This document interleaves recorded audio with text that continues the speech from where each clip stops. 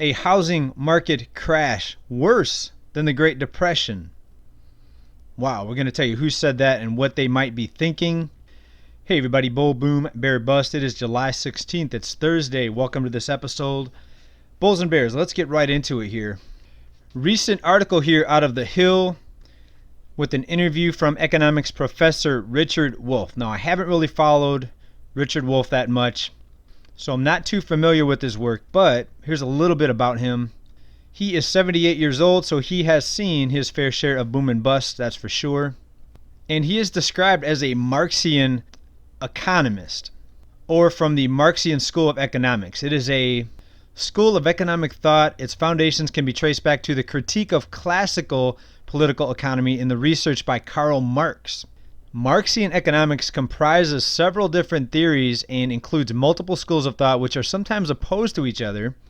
And in many cases, Marxian analysis is used to complement or supplement other economic approaches. Let's cut right into his words in this recent interview. He said the following, quote, "The pandemic shutdown could lead to a housing crash worse than the Great Depression." Now, the key word there is could. Now, so far, we've seen home prices still rising even through several months now into the shutdown because it's all about lending. If banks are still lending, and there's people out there willing to borrow money to buy a home, prices don't have to correct. So welcome to central banking where nothing actually makes sense anymore. But here's what he says here, continuing. Really, you can't equate it to anything. This is the worst crash that we have experienced. Now, even in comparison to the Great Depression, partly because it came so quickly and cut so deeply into our economy. Yes, an avalanche is coming, but it is also a sign of a breaking down in our normal capitalist relationships. Renters cannot pay their rent. Landlords cannot pay off their debts. Everybody is gearing up to go to court. It is a tsunami in economic terms, unquote. Okay, so he calls the central bank endless debt system capitalism. Okay, I've got a few other words I would call the system, but we'll go with what he says. Now, I have to also mention that the central bank technically could keep this housing market propped up. All they'd have to do is do massive debt forgiveness, erase all mortgages, erase all debt, allow the banks to keep loaning even though the banks technically are insolvent. Will they do that? No, I don't think so. So here's what he says. He continues, quote, "We're going to have the spectacle on top of everything else to us that the American situation in which we have homeless people sitting on the curb across the street from unoccupied apartments and homes." Unquote. So Richard Wolff is saying that there's going to be mass evictions, empty homes, but yet tons of homeless people. That's pretty interesting. I think actually what we'll see is we'll see people remaining in their homes, and if there's so many people squatting, they're going to have a hard time, the banks will have a hard time getting these people out of their home, and the owners will have a hard time. Right? So this could turn into squatter nation, and yes, I think we'll see an uptick in homelessness. But you can just never predict exactly what's going to happen. But it is interesting to hear his words. Just to recap what's happening in general in the housing market, we have a federal eviction moratorium that's going to expire this month in July. They may come in and do something else or extend it. Some numbers out of this here. Nearly 12 million adults live in households that missed their rent payment, and 23 million have little or no confidence in their ability to make the next payment. Now, currently, this federal protection covers about 1/3 of the country's renters. They are protected under an eviction moratorium that covers properties with federally insured mortgages. So as you can see, a lot of these properties are not paid off. So this is going to go all the way up to the landlords because they have mortgages, they have expenses, and that's going to go all the way up to the banks. So even though we've seen massive intervention and bank bailouts and stimulus, and massive deregulation, I think we're just getting started. We could see this thing explode into a tenfold level of support, string pulling on this banking system, on this economy. Well, what else is being done in the housing market to keep this failed system, to keep this failed market propped up? Well, 30-year mortgage rates reach lowest level ever, below 3%.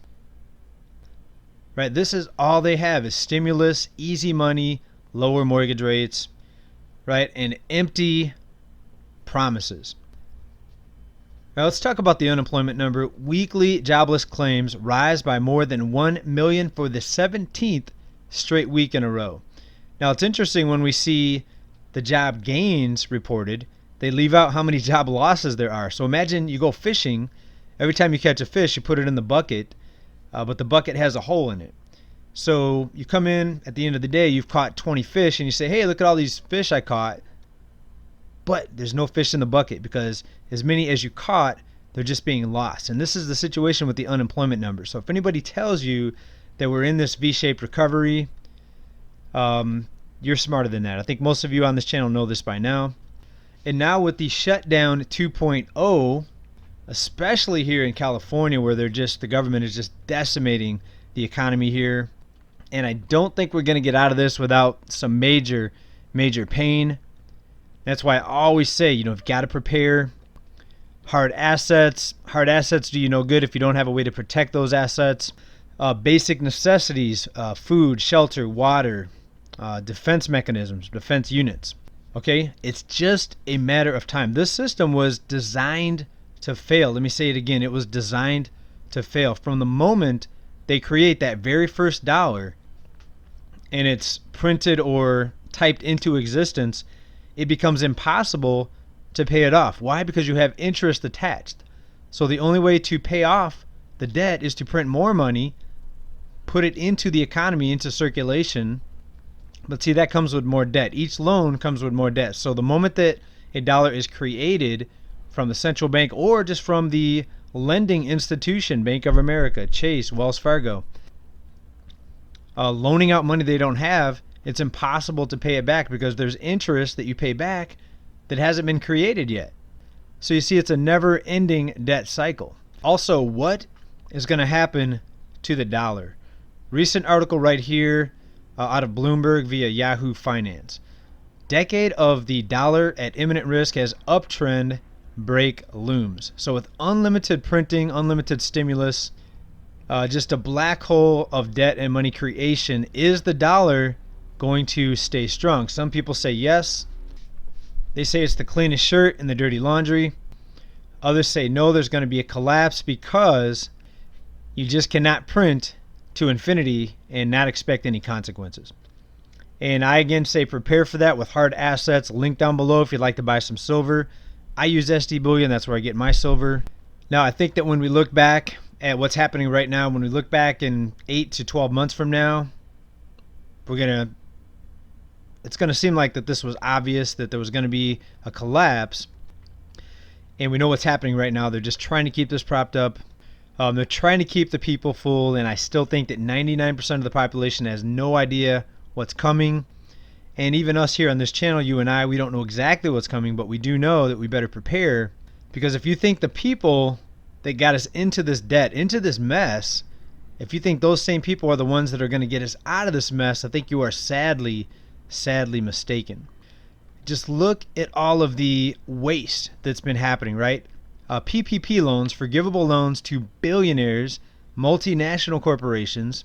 And here's another recent article out of Pittsburgh, CBSLocal.com. Law enforcement says inmates are collecting illegal unemployment payments in jails and prisons across Pennsylvania.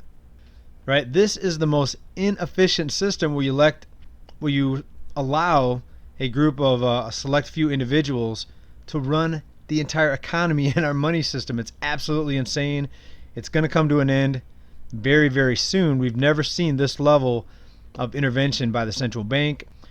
We've never seen this level of deregulation. We learned nothing from the 2007-2008 financial crisis except keep kicking the can down the road and then pass it off to the next guy. And a lot of people are asking me now, since we're just a few months out from the election, whose side am I on? I have no faith in either side, right? I side more with the libertarians, not completely, because a lot of libertarians, they want completely no government. That means no libraries, no cops. And I know some people say, no, that's not what it is. But in general, I don't agree with either side. I think we're in a world of hurt no matter who wins. I don't care who wins. All right? People thought that this current president would never create so much more debt after promising to pay down the debt and get rid of the debt. It's absolutely insane. Right? He came in, he said the stock market was a big fat ugly bubble. He told us the truth on the campaign trail, but then does a 180 and takes ownership of the stock market and brags how that indicates that the economy is doing so good. I mean, you cannot be that blind to actually believe this two-party system. If you are, maybe let us know down below, who's going to save us and how. But I'd say prepare, get ready, because it's going to get nasty out there, folks. Thanks for watching this report. If you do like what we talk about, please hit that like button and subscribe.